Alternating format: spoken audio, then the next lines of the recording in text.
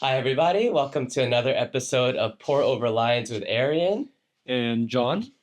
And today we're going to be reading a poem by W.H. Auden, followed by a summary of it.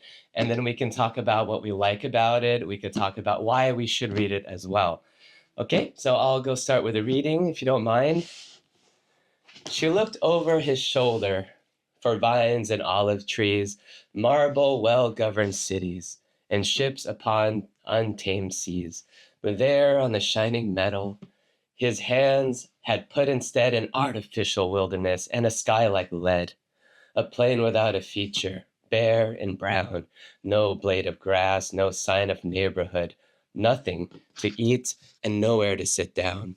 Yet, congregated on its blankness, stood an unintelligible multitude, a million eyes, a million boots in line, without expression, waiting for a sign. Out of the air, lost chances and mistakes I made. All of these are unfavorable fate. Where's the comeback?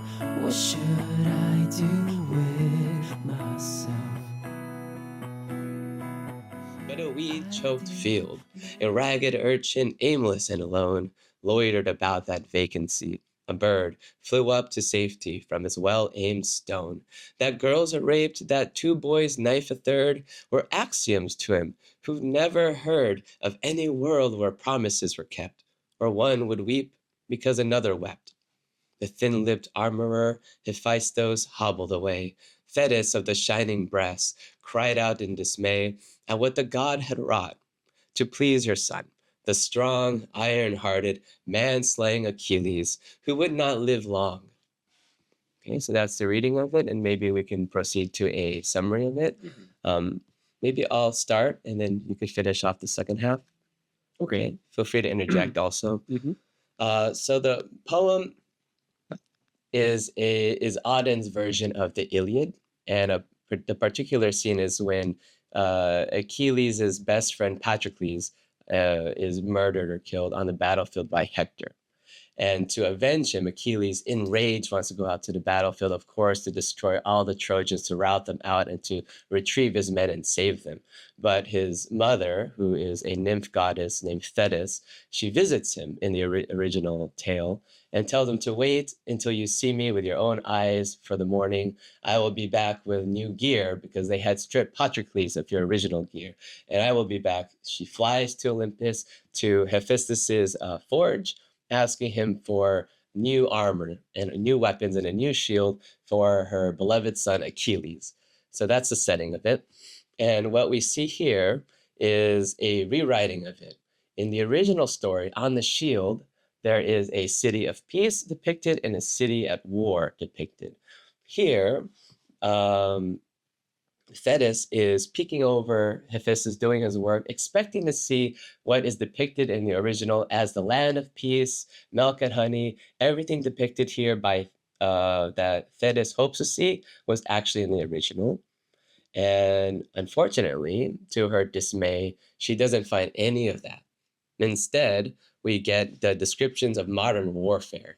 And that's described here in typical flair as the dehumanization of man, the mechanization of warfare, the rampant advance of military technology that leads to the murder of masses, the internment camps, and so on and so on.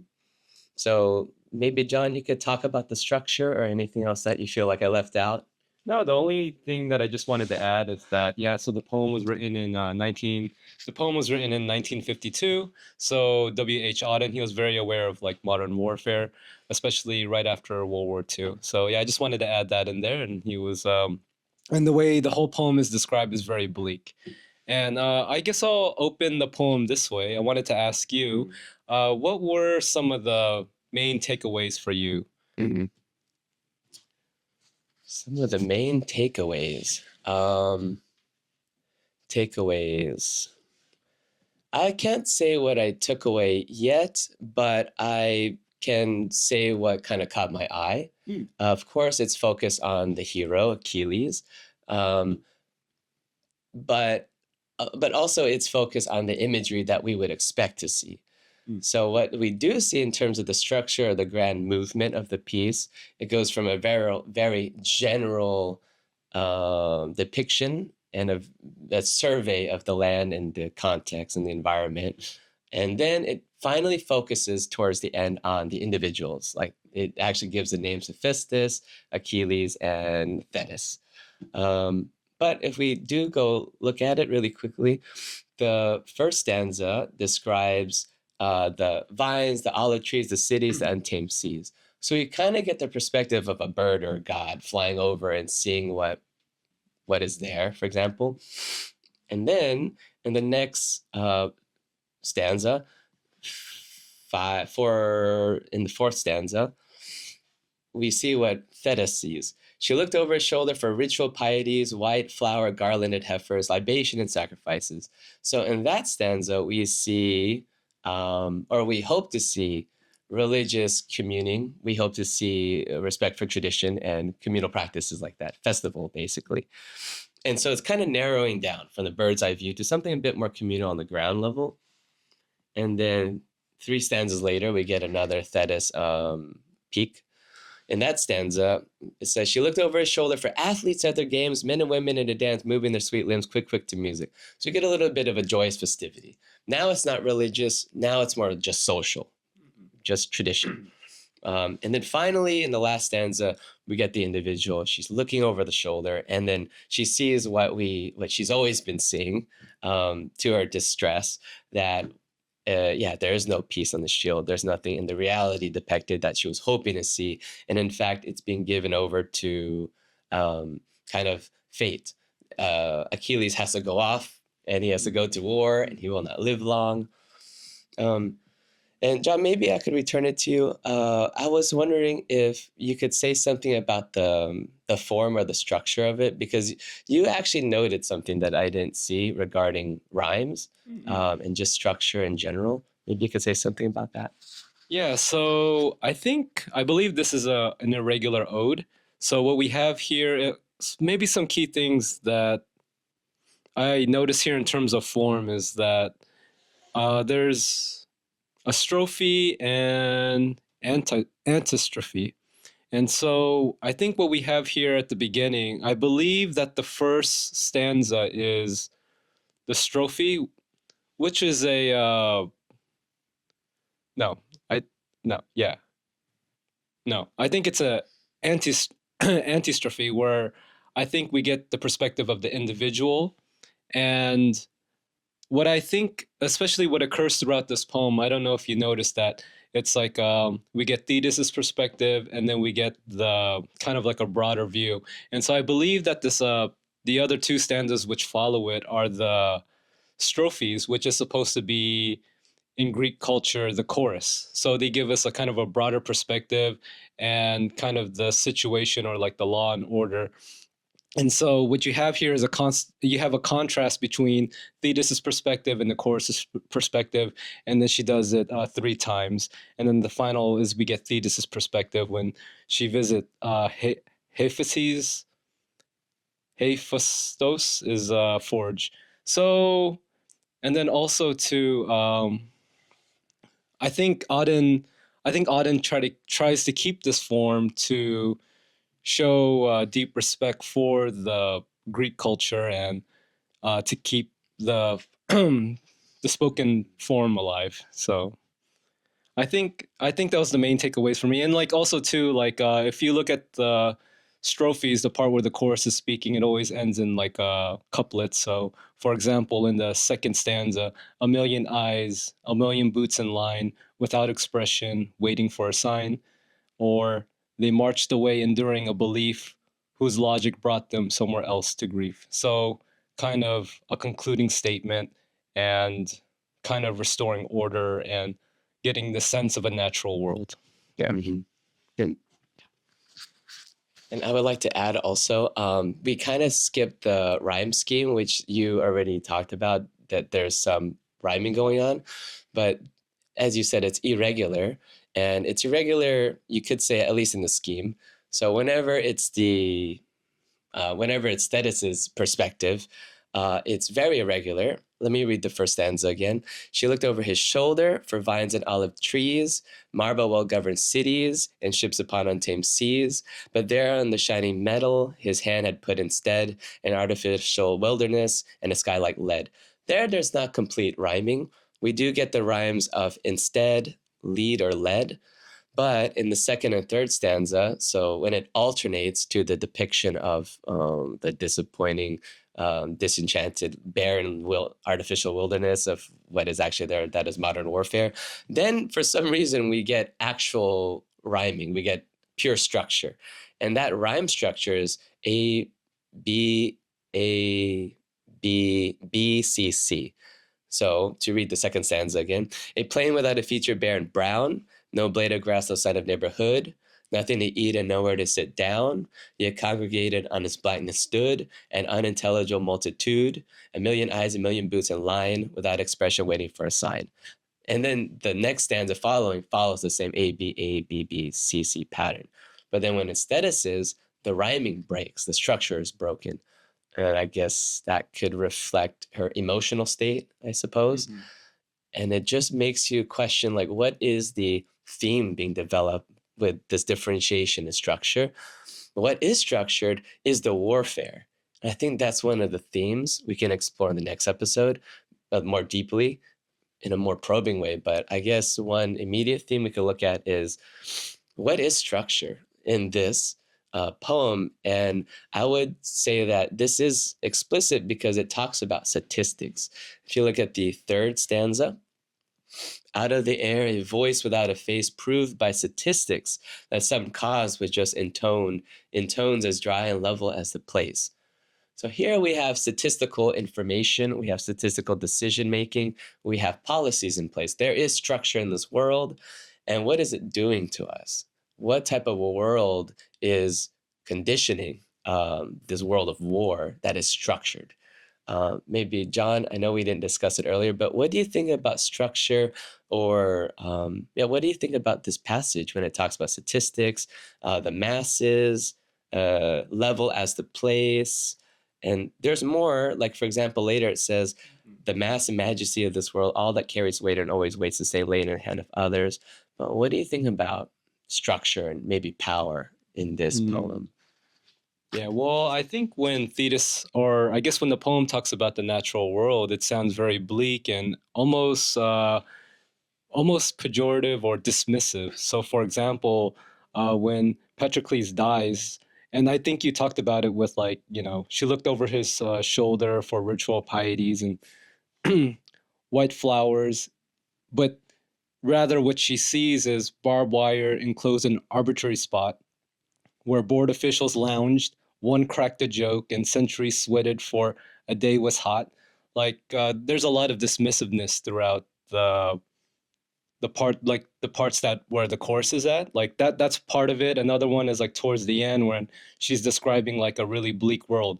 A ragged urchin, aimless and alone, loitered about the vacancy. A bird flew up to safety from his well-aimed stone. This girl are raped, the two boys knifed the third. So she really describes this natural world as bleak and amoral, and to have that surrounding death is kind of dismissing suffering, and that death and suffering is overlooked and treated with like vanity. And so that's like one takeaway for me there. And I feel like the contrast between especially the chorus and Thetis is that we have more empathy and compassion for Thetis, especially in a world that's dismissive and moving on without even caring about the war and the people who are dying in it. Yeah. Is there anything you would like to add about structure? Mhm.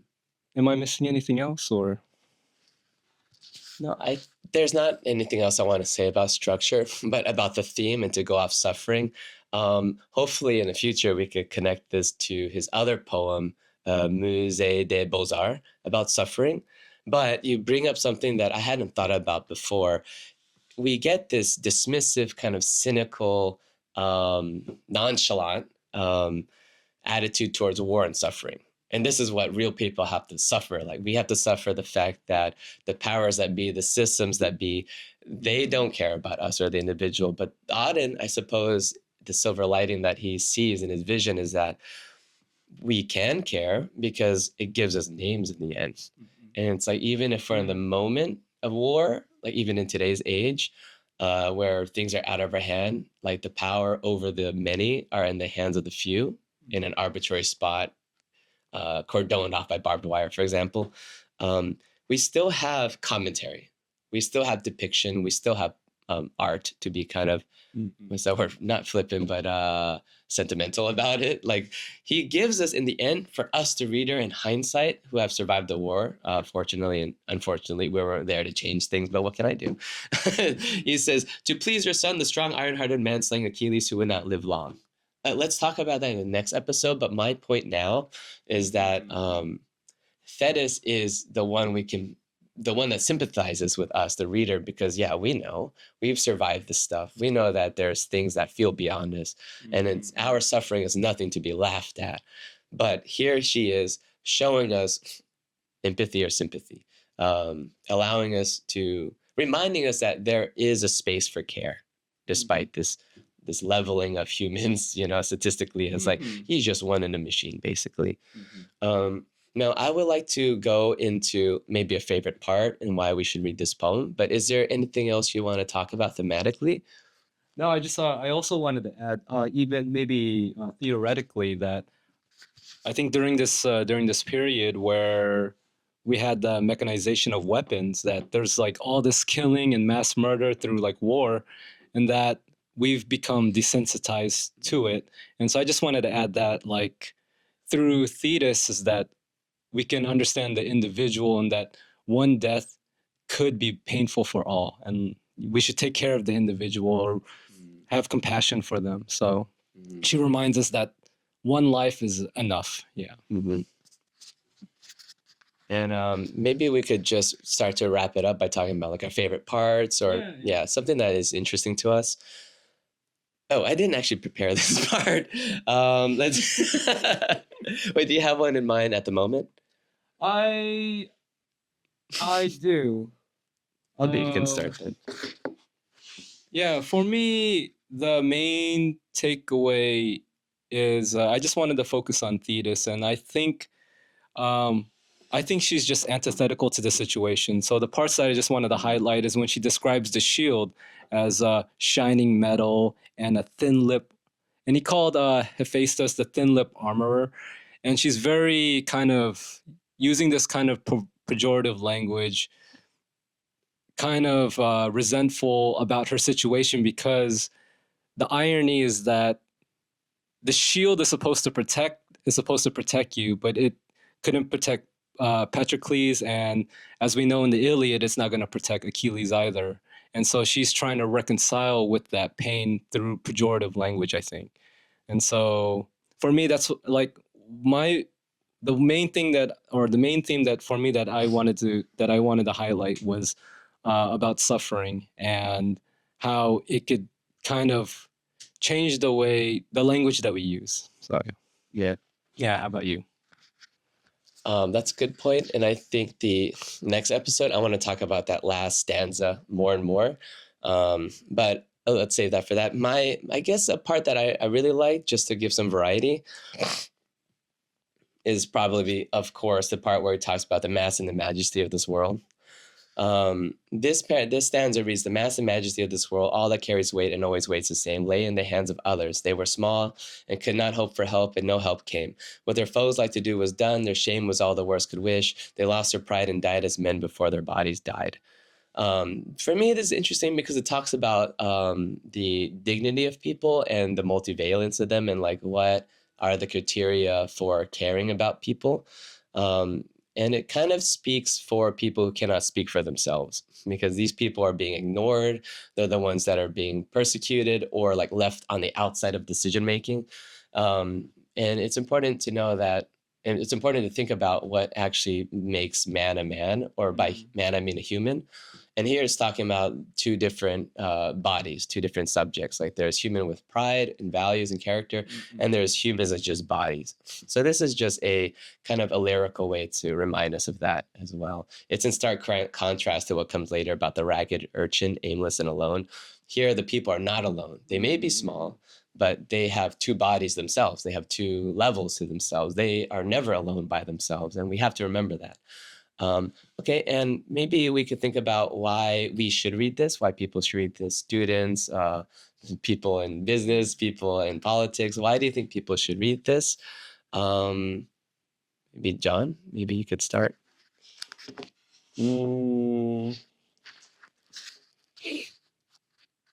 Yeah, I think people should read it because I think it's allegorical, and I think it's pretty relevant to today, especially as we have the war. We have several wars happening today: the Ukraine and Russia, and then the Palestine and Israel, and to not be desensitized towards those situations, and that we should really care about every individual's life. So for me, in that way, I thought it was allegorical, and I hope that it makes you realize that every person's life is valuable. Yeah. How about you? The value for the individuality certainly is one of the points of this poem, I think. It's another question whether he makes us care or not, but he certainly goes at length to try to do that. And I would add that the power of representation in symbol making and world making, actually, I think is also one of the subjects of the poem, because this is a picture on an artifact, on a relic. And it kind of asks us to reassess the graphics around the world as well, to kind of see what message it's conveying and what potential there is. Because Hephaestus, he just walks away. It's just, well, I mean, this is something to talk about, because maybe Hephaestus is doing us a service on purpose. Maybe he depicts this on purpose, so that way Thetis could scream in dismay and make us feel like the shock that she feels. Maybe Hephaestus is doing us a service, actually, instead of a disservice. But yeah, for me, the power of the image and depiction is important also. So that's my takeaway, and that's it for this episode. Thank you so much for joining. Yeah, thank you so much. Thank you. See you.